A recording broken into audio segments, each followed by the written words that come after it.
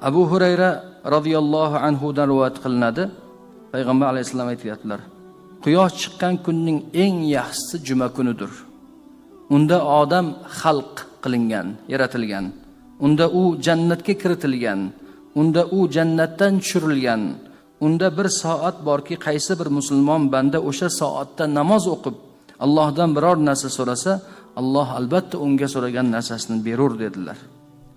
Bu hadisning roviysi Abu Hurayra radhiyallohu anhu juma kunida duo ijobat bo'ladigan soat borligi haqidagi hadisni eshitganlar va rivoyat qilganlar.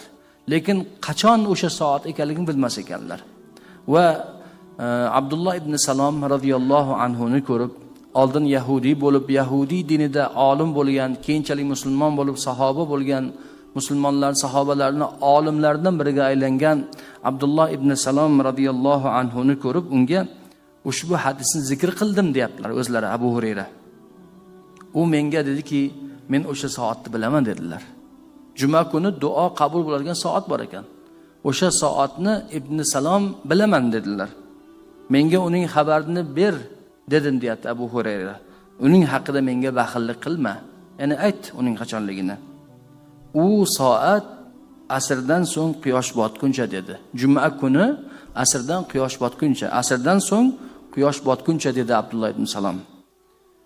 Men aytdimki, qandoq qilib asrdan keyin bo'lish mumkin? Axir hadis sharifda payg'ambar alayhisalom musulmon banda o'sha soatni namoz o'qigan holida topsa deganlar-ku, asrdan keyin namoz o'qilmaydi-ku deb so'raganlarda Abdullah ibn Salom aytdilarki, Rasululloh sallallohu alayhi vasallam kim namozga intizor bo'lib o'tirsa, namozda bo'ladi demaganlarmi dedilar. Boshqa bir hadisdan dalil keltirdi. Mana keldingiz juma kuni, hali mana kaf o'qilyapti.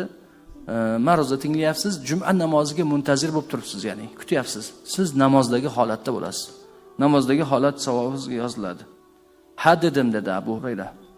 U xuddi shuning o'zi dedi Abdullah ibn Salom. Bu hadisni Imom Tirmiziy, Abu Davud va Nasailar rivoyat qilganlar. Ikkovlari esa u quyosh botishdan oldingi oxirgi soatdir deganlar. To'g'ri, boshqa rivoyatlarda imom minbarga chiqqandagi davr degan o'sha soat, qiroat qilinayotgan davrdagi holat degan har xil vaqtlar aytilgan. Bu rivoyatda asrdan keyin quyosh botguncha deyildi. Birini o'qigan odam ikkinchi hadisni xato deyish mumkin edi. Lekin aslida hammasi o'rganilsa xatosi yo'q.